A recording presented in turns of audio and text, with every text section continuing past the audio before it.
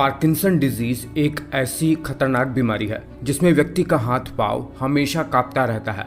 लिखने में भी उसका हाथ कांपता रहता है, कुछ भी सामान उठाने में या जब भी वो साधारण चलता है तब भी उसका हाथ पांव हमेशा कांपता रहता है। और जनरली ये रोग 60 साल से ज़्यादा उम्र के व्यक्तियों को होता है।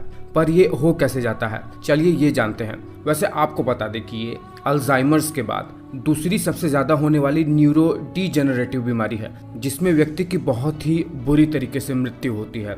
देखिए, हमारे ब्रेन में एक बहुत ही स्पेशल न्यूरोट्रांसमीटर और हार्मोन होता है जिसका नाम है डोपामाइन। इस पर मैंने बहुत ही डिटेल में वीडियो बनाया है। ये डोपामाइन सब्सटेंशिया नाइग्रा नाम की न्यूक्लियाई से सीक्रेट होता है। दरअसल हमारे ब्रेन के इसी पार्ट में, जिसे सब्सटेंशिया नाइग्रा कहते हैं, वहाँ से एक पाथवे निकलता है जो हमारे बेजल गैंग्लिया के स्ट्राइटम वाले पार्ट पर जाता है। खैर, अगर ये बात आपको समझने में दिक्कत है तो बस आप इतना समझिए कि ब्रेन के इस पार्ट से इस पार्ट तक एक पाथवे है जिस पर डोपामाइन नाम के न्यूरोट्रांसमीटर सीक्रेट होते हैं और इस पूरे पाथवे को डोपामाइन लीड करता है। इसी पाथवे के वजह से ही हम अपने हाथ पांव को मूवमेंट दे पाते हैं। अगर किसी कारण से, चाहे वो जेनेटिक्स हो या सिर पर बार बार चोट लग जाती हो या कोई मेडिकेशन की वजह से कोई गंभीर ब्रेन बीमारी हो गई हो, और इन सब चीज़ों की वजह से किसी एक कारण से भी अगर इस सब्सटेंशिया नाइग्रा के न्यूरॉन जो कि डोपामाइन को सिंथेसिस करते हैं वो डैमेज होना शुरू हो जाए या वो डीजेनरेट होना शुरू हो जाए तो व्यक्ति के डोपामाइन का स्तर कम होने लगता है।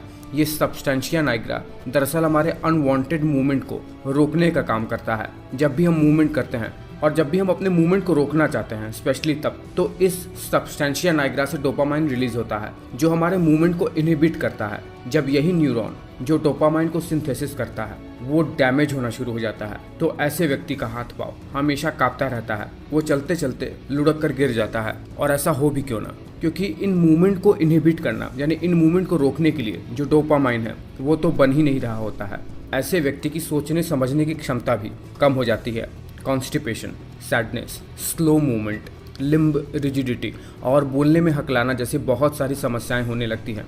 अब ऐसे पेशेंट में न्यूरॉन की डेथ कैसे हो जाती है ये बात अभी पता नहीं लगाया जा सका है, लेकिन जब ये सब्सटेंशिया नाइग्रा के न्यूरॉन मरने वाले होते हैं तो इन न्यूरॉन की सेल बॉडी में एक बहुत ही स्पेशल बॉडी का फॉर्मेशन होने लगता है जिसे लुई बॉडी कहते हैं। इस पर रिसर्च होने पर शायद इस बीमारी के बारे में हमें बहुत सारी बातें पता लग जाए। बीमारी को ढंग से समझा तो नहीं गया है, लेकिन इसको मैनेज करने के लिए एल-डोपा नाम का केमिकल जो कि डोपामाइन का प्रीकर्सर होता है और जो ब्लड ब्रेन बैरियर को क्रॉस करके ब्रेन में जा सकता है, उसकी सहायता से इसे मैनेज किया जा सकता है। एल-डोपा दरअसल ब्रेन में जाकर यही डोपामाइन बना लेता है और व्यक्ति के मूवमेंट को ये थोड़ा बहुत कंट्रोल कर पाता है। उम्मीद करता हूँ पार्किंसन को साधारण से साधारण शब्दों में मैं समझा पाने में सक्षम हो पाया हूँ। अगर ऐसा है तो आप वीडियो को लाइक करके मुझे इनकरेज कीजिए।